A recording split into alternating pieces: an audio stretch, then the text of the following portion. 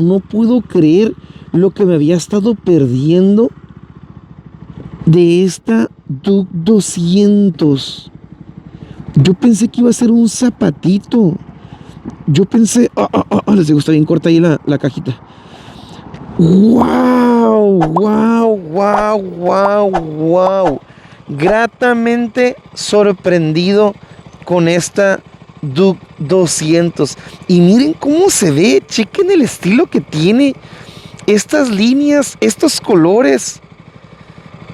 ¿Por qué no puedo tenerla en mi garage? Bueno, podría ser una... Creo que es 1290, ¿no? La más fregona ahorita. O ya estamos en la 1390. ¡Wow! Sorprendido.